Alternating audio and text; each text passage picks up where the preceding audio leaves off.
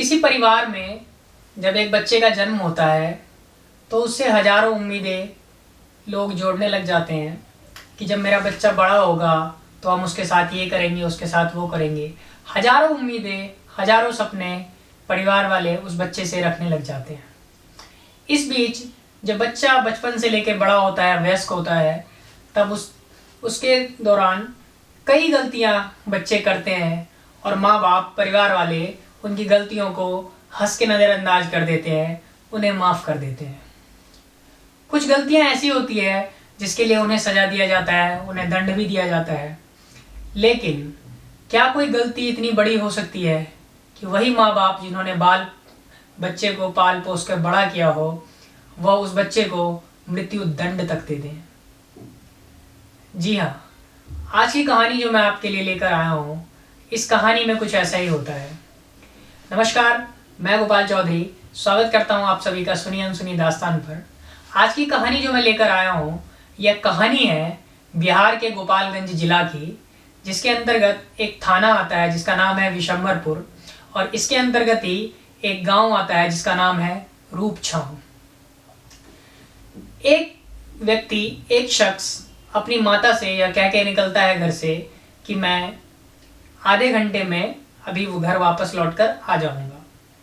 सुबह से शाम हो जाती है और वह व्यक्ति लौटकर घर नहीं आता, तो उसकी माँ बहुत चिंतित होती है और वह अपने भाई जिसका नाम होता है बुलेट यादव, उसको उसकी माँ कहती है कि तेरा भाई प्रेम कुमार यादव, जो शख्स सुबह अपने घर से निकला है और अभी तक आया नहीं है, तेरा भाई प्रेम यादव अभी तक घर नहीं आया है, तो तू जा और उसे ढूंढ कर ला कि वह कहाँ रह गया। वह लड़का घर से बाहर निकलता है और अपने भाई को ढूंढता है, लेकिन उसका भाई उसे कहीं भी नहीं मिलता।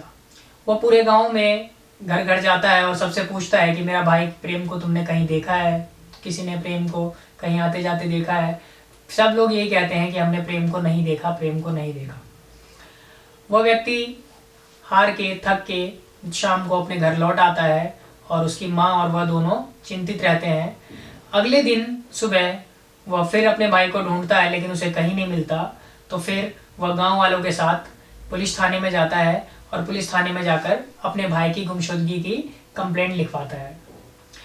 उसकी कंप्लेंट लिखवाने के बाद पुलिस उस पर कार्रवाई करना शुरू करती है। उनसे पूछती है कि आपको किसी पे शक है? तो वह कहता है कि पड़ोस का गांव जिसका नाम सिपाया खास है, उसके दो व्यक्ति, जिसका एक का नाम था उमेश यादव और एक का नाम था रामजीत यादव, वह उन दोनों भाइयों की कंप्लेंट लिखवाता है कि हो ना हो मेरे भाई के गायब होने में इन्हीं दोनों का हाथ है। पुलिस इस पर तत्पर ही कार्रवाई करती है। वो पड़ोस के एक सिपाही खास गांव में जाती है और उस दोनों व्यक्तियों का, जिनका उनने नाम लिया था, रमेश यादव और रामजीत यादव को बुलाती है और उनसे पूछताछ करती है। तो वह दोनों ही उस कहानी को अलग ढंग से बताते हैं और कहते हैं कि नहीं, हमने तो उसे कुछ देखा नहीं है, हमें तो कुछ पता ही नहीं है कौन है क्या है। तो पुलिस थक हार कर फिर दोबारा थाने में आ जाती है। एक दिन, 2 दिन, 3 दिन, 4 दिन, ऐसे करके 2-4 दिन जब बीत जाते हैं और उसके भाई का कहीं अता पता नहीं लगता है, तो फिर पुलिस वालों को फोर्स किया जाता है गांव वालों के द्वारा और बुलेट यादव और उसकी माँ द्वारा। सभी पुलिस स्टेशन जाते हैं और वहां जाकर हंगामा कर देते हैं कि आप लोगों से एक शख्स को ढूंढा नहीं जा रहा, प्रेम यादव इतने दिनों से गायब है और आप लोग कोई कार्रवाई नहीं कर रहे हैं। तो जब पुलिस वालों पर प्रेशर बनता है, दबाव बनता है, तो पुलिस वाले फिर दोबारा रामजीत यादव और उमेश यादव के पास जाती है और इस बार सख्ती से उनसे पूछताछ की जाती है। जब उनसे सख्ती से पूछताछ होती है तो फिर वह बहुत ही चौंकाने वाले खुलासे करता है, जिससे सभी आश्चर्यचकित रह जाते हैं। रामजीत यादव और उमेश यादव दोनों को जब हिरासत में लिया जाता है और उनसे पूछताछ की जाती है, तब वो दोनों बताते हैं कि उनकी एक बेटी है जिसका नाम है अंशु यादव, जो कि 20 साल की है, और प्रेम यादव, ये दोनों एक दूसरे से प्रेम करते थे और यह दोनों लड़के और लड़की एक दूसरे से विवाह करना चाहते थे, परंतु परिवार वालों के आपसी मतभेद के कारण उनका विवाह संपन्न ना हो सकता है। इस वजह से उन दोनों को उनके परिवार वालों ने अलग अलग रहने की सुझाव दिया था कि आप दोनों का विवाह नहीं हो सकता, तो आप दोनों अब एक दूसरे से कभी ना मिलें और एक दूसरे को भूल जाए। लेकिन दोनों अंशु यादव और प्रेम यादव छुप छुप कर मिला करते थे, और एक दिन वह दोनों ऐसे ही छुप छुप के मिलते थे तो उनके चाचा जिनका नाम रामजीत यादव था, उन्होंने देख लिया उनको मिलते हुए। रामजीत यादव अपने घर पर आकर अपने बड़े भाई साहब उमेश यादव को यह बात बताता है कि मैंने अंशु को प्रेम यादव से मिलते हुए देखा है और वह दोनों छुप छुप कर मिलते हैं। इस बात पर उमेश यादव को बहुत क्रोध आ जाता है कि उसकी बेटी ने उसका कहना ना मानकर उस लड़के से दोबारा मिलना शुरू कर दिया, बातचीत शुरू कर दी। इस बात पर उसको बहुत ज़्यादा क्रोध आता है और वह प्रेम यादव को, जो कि उसके बेटी से छुप छुप कर मिलता था, उसे सबक सिखाने की ठान ली। एक दिन धोखे से उमेश यादव अपने बेटी के प्रेमी को, जिसका नाम प्रेम यादव है, उसको अपने घर पर धोखे से बुला लेते हैं। उस धोखे से वह व्यक्ति उनके घर आ जाता है और उमेश यादव, रामजीत यादव और उनके दो और लोग साथ में थे, उन लोगों ने मिलकर उसको रस्सी से बांध दिया और उसके साथ बहुत बदसलूकी किया और उसे बहुत मारा पीटा, यहाँ तक कि उसको इतना मारा, अधमरा कर दिया। और जब वह अधमरा हो गया उसके बाद उसको उसके गर्दन को काट दिया और उसकी हत्या कर दी। उसके बाद उसको वहाँ से उठा के ले गए और पड़ोस में ही एक गंडक नदी है जो कि उनके गांव के पास पड़ती है, और गंडक नदी में उसके शरीर को और उसके सर को उन्होंने पानी में फेंक दिया।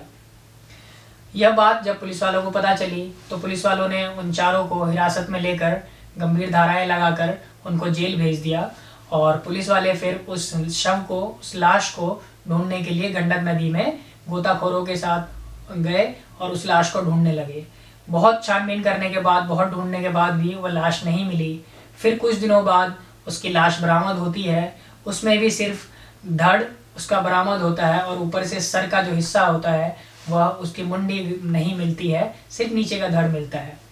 परिवार वालों को, लड़के के परिवार वालों को उसका शव दे दिया जाता है। उसके बाद वह उसका अंतिम संस्कार कर देते हैं, लेकिन पुलिस वालों को उसका सर कहीं भी नहीं मिलता है। बहुत ढूंढने के बाद भी जब सर नहीं मिलता है तो फिर उस मामले को रफा दफा कर दिया जाता है। पुलिस वालों को पता चलता है कि उसकी जो बेटी, जिसका नाम अंशु यादव था, वह भी अपने घर से गायब है। उसका भी कहीं अता पता नहीं चल रहा। पुलिस वाले उनके घर जाते हैं, घर जाके भी पता करते हैं, लेकिन उसका कहीं अता पता नहीं मिलता।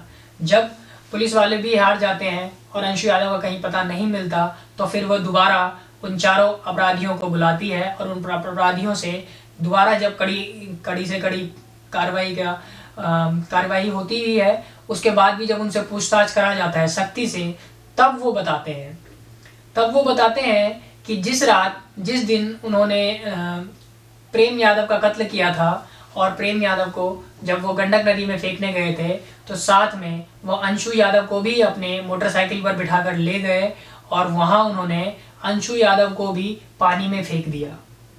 जी हाँ, गंडक नदी में उन्होंने जिंदा ही उसे पानी में फेंक दिया। क्योंकि उस लड़की को तैरना नहीं आता था तो वह लड़की डूब के मर गई, और उसके चाचा और उसके पिता यह देखते रह गए कि जब तक वो डूब के मर नहीं जाती तब तक वो वहीं पे खड़े थे, और जब वो लड़की डूब के मर गई तो फिर वो वहां से निकल गई।